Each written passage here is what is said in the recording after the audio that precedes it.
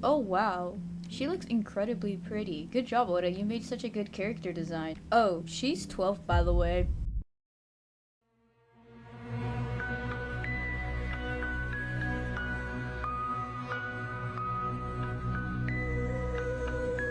Beg your pardon.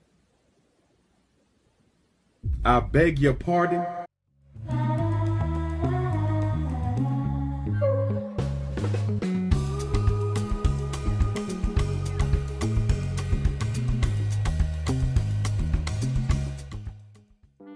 Very quickly, I wanted to talk about the elephant in the room with us right now, and that is regarding my voice. I do know that my voice sounds nothing like how I look like. I just wanted to point it out before someone else did in the comments. Okay, that's all I needed to say about that.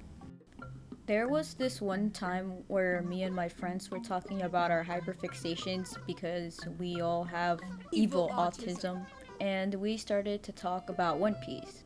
They stated their dislike for the female character designs, and I responded with, I actually don't mind them that much.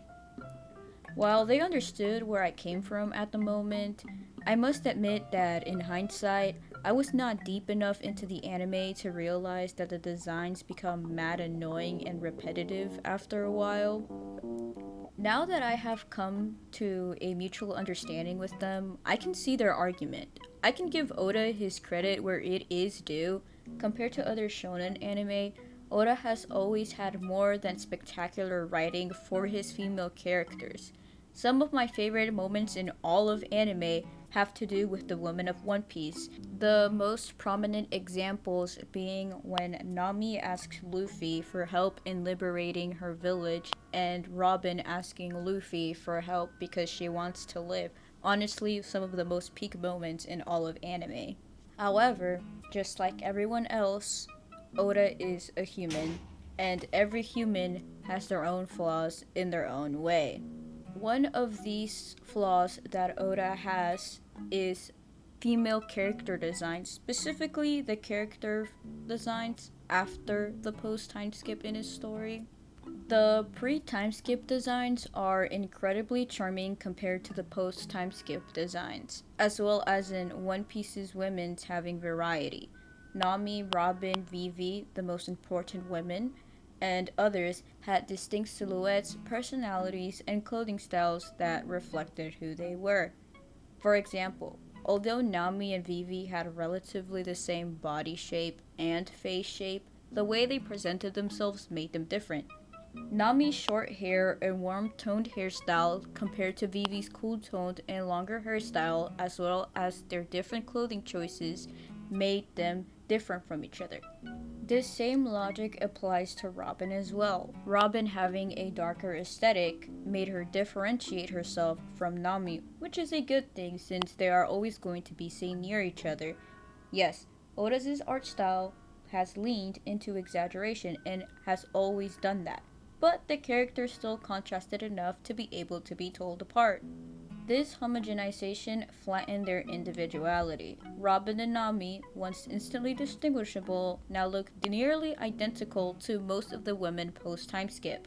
It's not just about aesthetic, it also affects how audiences perceive them. When all women share the same exaggerated design, it subtly suggests that their visual appeals matter more than their uniqueness. I do know that the male character designs also have extremely stylized designs. Despite this, the male designs are much more diverse, even with the seemingly attractive men. Look at all the men in the crew. While they might all have the same body type, they have different characteristics that differentiate themselves from one another, specifically their faces, as well as their silhouettes, their clothing styles, and the way they present themselves. Apart from that, while the men returned with scars, muscles, and stylistic growth that matched their journeys, the women's redesigns seemed aimed more at fan service than storytelling. When so much diversity is compared to the female cast, it can make them so much more jarring to look at. But Miles, there is more diversity in the character designs. Just look at Big Mom or Lola. I honestly think it is quite telling that the only two body types that the women are allowed to have are either incredibly stylized hourglass shapes or to be drawn as grotesque as possible. I think it would be great if Oda added diversity to important characters in the story who aren't villains. There's this persistent pattern of the good women being drawn as attractive, and everyone else is drawn in the least appealing way as possible. Obviously, not to say that this applies to every female character, but it is a persistent enough issue to be considered a pattern, in my opinion. All art is political, and One Piece is as political as an art medium can get. The way plot points are discussed, the way characters are written, and the way characters are designed are all based on the creator's biases. This questions what Oda's view is on women to a degree, intentionally or not. One Piece is a story about freedom, adventure, and defying expectations, not only seen in his writing with him constantly subverting expectations for audiences. Yet, ironically, the post time skip designs box its women into a narrow ideal, their combat outfits becoming less practical, as well as their poses becoming more sexualized, even when they're in life or death situations. This includes minors like Shirahoshi, Rebecca, and Bonnie, which is another problem in and of itself. Oda excuses this character design choice by arguing that the shonen he's writing is mostly aimed towards teenage boys, and while I do agree with that sentiment, you can also write women and design them in a way that isn't just for sexual appeal. I'm pretty sure that if young teenage boys didn't have an issue with the designs not being sexually appealing during the pre-time skip, then they wouldn't have an issue with it being the same now. Not to say that beauty or stylization is hard. Heck, One Piece strives on exaggeration, and many artists, including myself, have female characters that are mostly appealing just to look appealing. But when design choices consistently narrow how femininity is expressed, it undercuts the diversity that made the world of One Piece feel so alive to begin with. Sometimes it feels like Oda provides more creative freedom in his islands than he does his female designs, and I'm not to say where he should put all of his imagination into, but it would be pretty cool to see him have the same creative freedom in his female character designs. Now that I've covered my concerns with the designs, I will now be redesigning them, while explaining my thought processes as to why I made the stylistic choices that I did. Most of these designs are based on headcanons I have about the characters and are in no way meant to replace, fix, or be perceived to be better than the original designs. I am an animator and not a character designer. It is not something I do frequently, not even as a hobby. I'm literally going against professional artists when it comes to their work, so in no ways am I trying to say that my work is better, and I don't think it should be seen as that way. If my designs come off as a bit lacking, that is probably the reason why. If you don't like them, just take it as fan art. I'm completely okay with that. I don't expect everyone to like these, and I think that that is the beauty of art.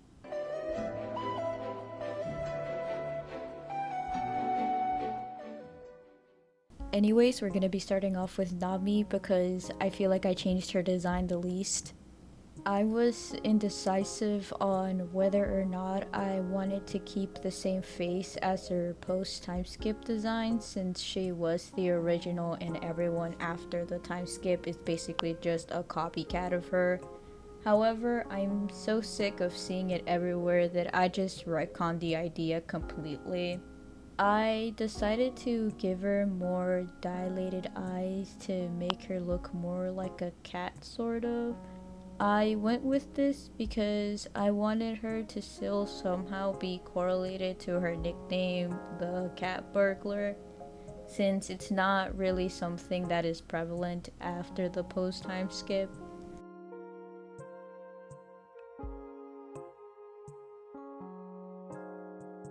I was also indecisive on whether or not I wanted to make her chubby or not. I headcanon that after she was, her village was saved or whatever, that she would eat more, she would waste more of her money on food since she is happier. I feel like that would be a good headcanon, but whatever. Having her well fed seems like a big improvement in her mental to me, which is the reason why I added it. However, instead of making her chubby, I decided to make her mid-sized because I don't know, I just felt like that would be better.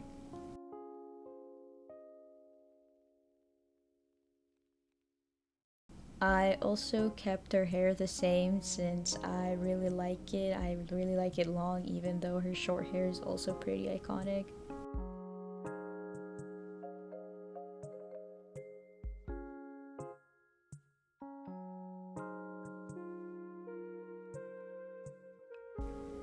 The outfit had to go through some changes because it was honestly very ugly in my opinion, but I still wanted to use it as a base because I didn't want to change her entire outfit, or else I feel like she would have looked a little bit too different. I think stylizing some parts of her clothing will make her look more like her personality wise. I added a bunch of flares on her clothing and also leaves to her dayema. I don't know how to say that in English, so I'm just gonna call that dayema, bro. That's how you say it in Spanish, okay? Whatever. And anyways, I wanted her to look very fruity. I also added a scarf around her waist, and the only reason for this is because I think it looks cool. Plus, it could work as a tail like silhouette depending on the angle you're looking at it from. Again, trying to stick with the whole cat theme. In general, she is honestly my favorite. I like that although it wasn't intended, I kept her blue with stripes motif. I also just really like the way she looks in general. I think she looks more like her, so I'm happy with her design.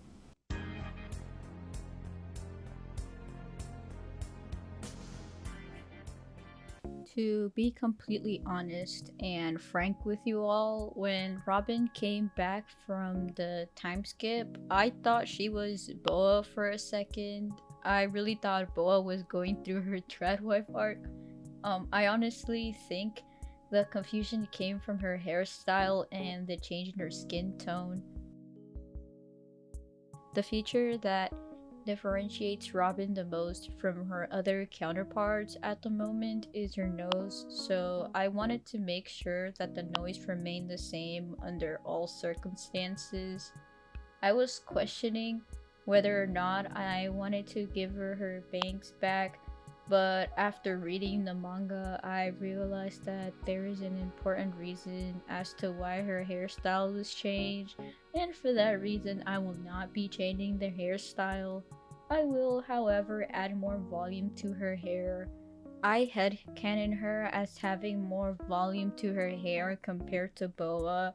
I think this will make it easier to tell the two of them apart. I also noticed that in the post time skip design, Robin's clothing style changed. Her style used to be more darker and alternative compared to Nami's.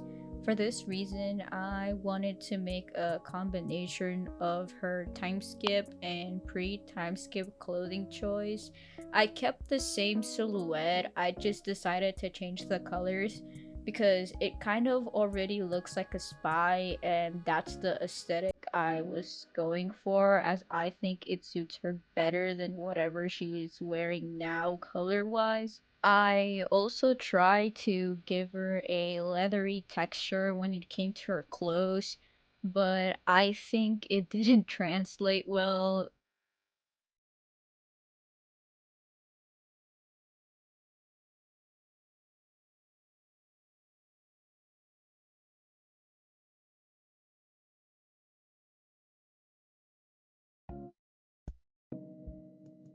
I decided to keep her glasses from her post time skip design because I think it gives her a good silhouette as well as something that she can wear on her top to make things more balanced out, as well as I really like the glasses, so I decided to keep them to match the spy aesthetic I was going for.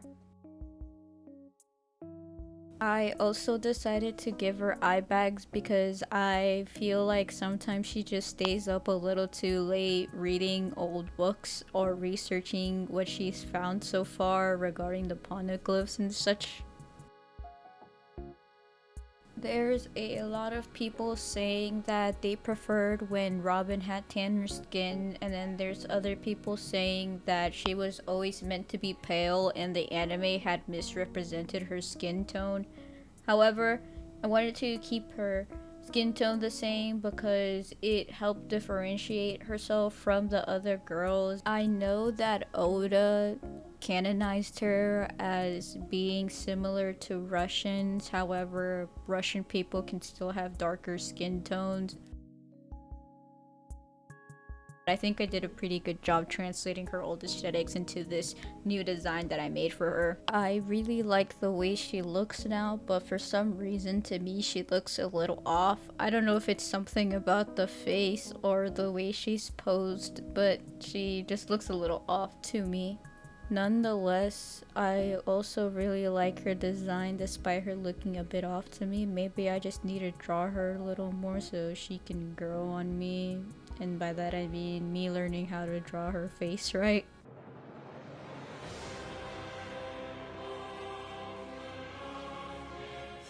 There is a lot I want to change about Rebecca's design. When I first saw her on screen, I was a little bewildered as to why she had such an unprotective outfit, especially since she was a gladiator.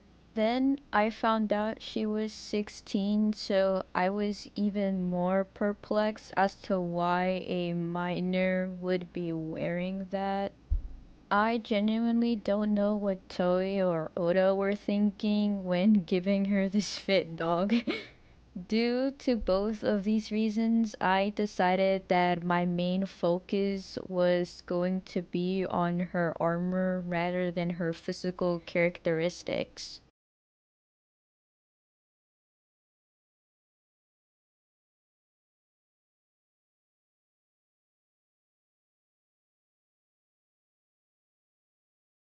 It is very apparent that Rebecca is supposed to be inspired by Greco Roman soldiers, gladiators in specific. I wanted to include specifically Spartan elements into her design, and for this reason, I took a bit of inspiration from the game God of War, particularly from the characters Athena and Kratos. God of War is one of my favorite games, so being able to take inspiration from the game brings me so much joy.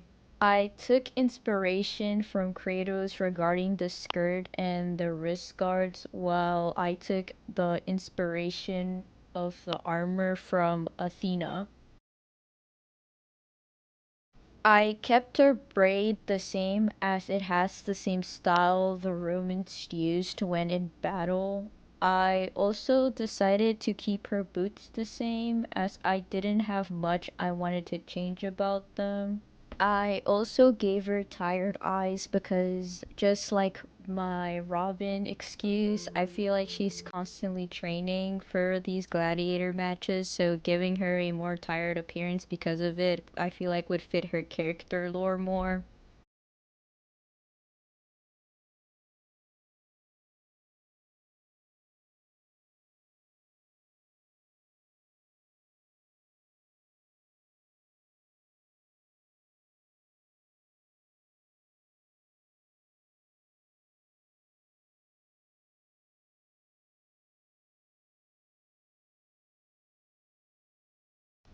I also decided to give her scars in the parts of her body which were exposed, except for her face. The reason for this is because I know that Rebecca wears a helmet. I just didn't want to draw it with this design because I felt like her helmet design was fine. I also wanted to give her a more muscular physique, but I forgot to do that while I was drawing her because I was too focused on the armor. But yeah, she's supposed to be buff, guys.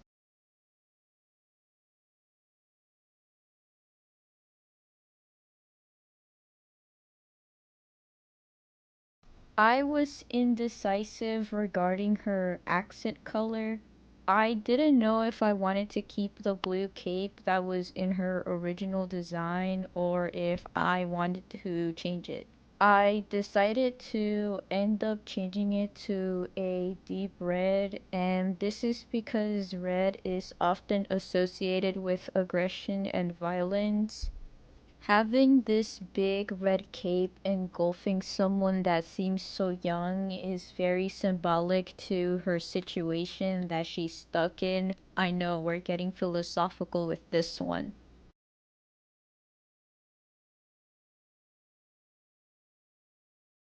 Overall, I really, really like this design. I think this is my second favorite design next to Nami's. I just like the shading that I did for the armor. I like the way it looks. I like the way she's standing. I like everything about it. I like this design so much.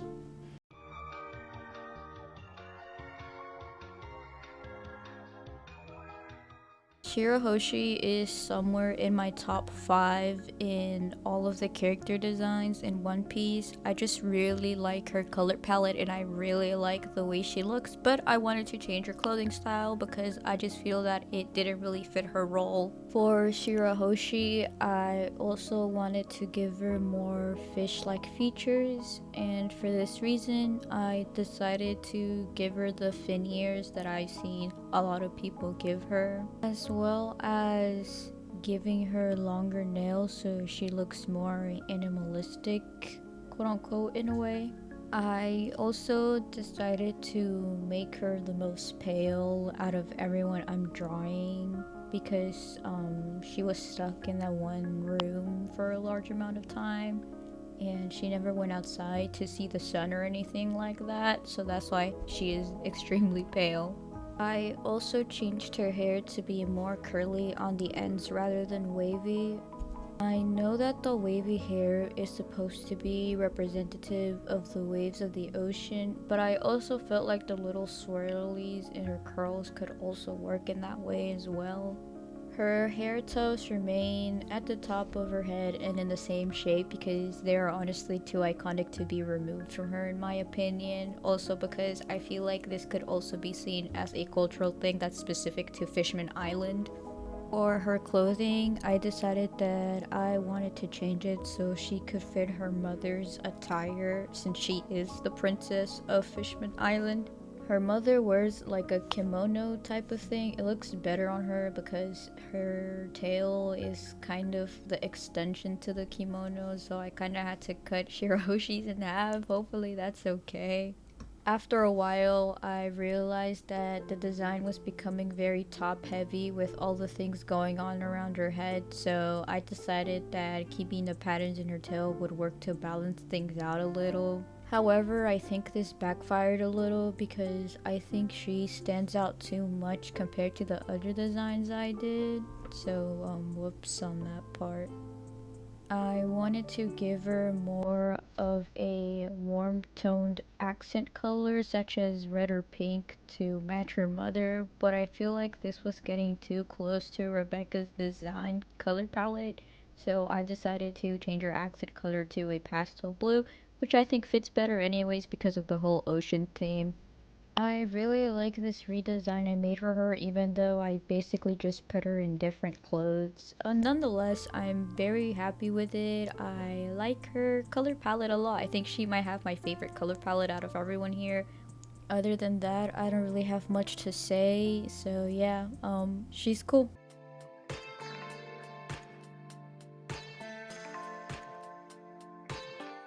I must now confess a confession. I had to do Vivi not once, not twice, but thrice. And the reasoning for this is because I was not happy with her redesigns the first two times. The reasoning for this is because I knew that I wanted her to look Middle Eastern or South Asian. By the way, I ended up going with her being South Asian. And I didn't get enough sources of inspiration, so I didn't really know what to do with her design. So after researching for a little bit, and after looking for sources of inspiration, I can now confidently say that I really do like her redesign now. Besides that, for my Vivi redesign, I decided to give her a tan and a hooked nose so she could match her father, King Cobra. I also decided to change her loose, wavy hair and make it shorter because I think it would be a nice contrast with Nami. By this, I mean that at the beginning of One Piece, Nami had short hair and Vivi had long hair, so I would think it would be a really fun idea if now Nami has the long hair and then Vivi has the short hair. I was originally planning on making her look more conservative looking because she comes from a place that has a lot of sand, but after the post time skip, she's in the sea to like do diplomatic things that I'm not gonna talk about here. So I decided to give her more open clothing because I wanted her to look more like a princess. And like I said, I did research on South Asians type of clothing and attire, and I ended up with the idea of giving her a lenga. Hopefully I'm saying that right. I just think that the attire is so pretty and I really wanted her to be put in it, so that's why I decided to give her that. I was gonna give her dupatta on around her neck, but I decided against it and I just put it on her shoulder. For those of you that don't know what that is, it's like the scarf that's like on her shoulder. Just wanted to clarify for all my non-Desi people out there. That's what that is. You're learning new words today. Awesome. I gave her lots of gold and I gave her lots of glitter and sparkles. I don't know how easy this would be to animate, but I don't know. I really like the way she looks, and it only took me 3 times to get it right. So yeah, take that. I know that where Vivi comes from, which is Alabasta, it's supposed to be inspired from Middle Eastern countries in architecture. However, I decided to make her South Asian because even Oda cheated on this. Okay, she looks more Roman than she does Middle Eastern, so I might as well do whatever the fuck I want, okay? After doing a little bit of research, I did realize that there's Indo-Islamic architecture that could also fit the setting of Alabasta.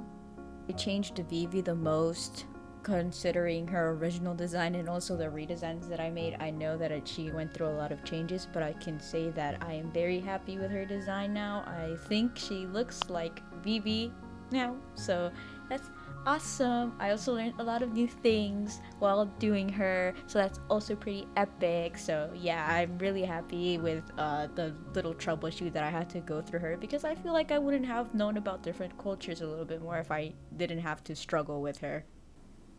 And those are my One Piece girl redesigns. Like I said, I know that they're not the best. They're pretty flawed in their own respective ways, and I don't claim to be the ultimate best fucking character designer in the entire freaking world, okay? Because I'm not, and to say that would be a lie, and I'm not a liar.